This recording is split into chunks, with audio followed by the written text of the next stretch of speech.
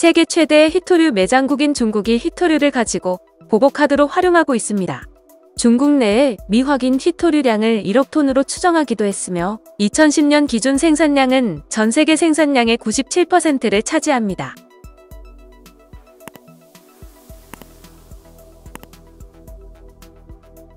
중국의 보복카드인 히토류는 원소 주기율표에서 57번부터 71번까지의 란탄엄족 15개 원소와 스칸듐, 이트륨 등을 더한 17종의 희귀한 광물을 말합니다.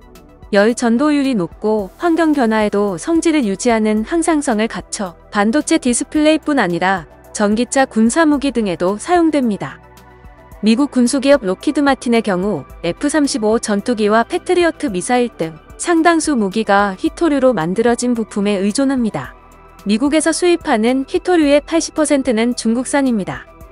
글로벌 타임스는 중국 기업들이 잇따라 미국의 제재를 받는 가운데 수출 통제법이 시행됐다면서 히토류와 무인기를 비롯한 제품과 기술의 수출이 영향을 받을 수 있다고 전문가를 인용해 보도했습니다.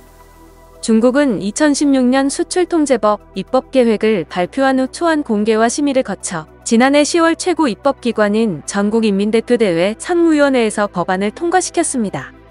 중국이 미국에 대한 히토류 수출을 제한하는 새로운 수출통제법을 명시화하면서 미중 간 무역 갈등이 전략자원 갈등 전쟁으로 비화할 가능성이 커졌습니다. 미국 역시 이 같은 히토류 수출 제한으로 타격을 받게 될 경우 더욱 강력한 반도체 제재 또는 헬륨 수출 중단 등의 카드를 꺼내들 가능성이 있습니다. 중국이 노골적으로 히토류 수출을 제한하는 정책을 취할 경우 오히려 중국의 자충수가 될 것이라는 분석도 나오고 있습니다. 미국의 반격이 중국의 반도체, 우주 굴기에 미치는 악영향이 더 클 것이라는 전망입니다. 특히 항공 우주, 반도체 산업의 필수 자원인 헬륨의 경우 반대로 미국산 제품에 대한 중국의 의존도가 높습니다. 미국은 전 세계 헬륨 매장량의 3분의 1 이상을 보유한 세계 최대 생산국입니다. 전문가들은 헬륨 수급이 불가능할 경우 중국의 우주, 항공 등 최첨단 산업 분야 연구가 심각한 차질을 빚게 될 것이라고 강조했습니다. 중국의 히토류 수출 관리법을 꺼내들면 일본 역시 큰 타격을 받게 됩니다.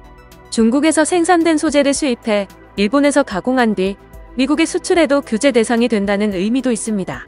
따라서 전기자동차 모터나 가전 정밀 부품 등을 만들어 수출해온 일본으로서는 수출관리법 이후 히토류를 구입하기 어려워질 것을 우려하고 있습니다.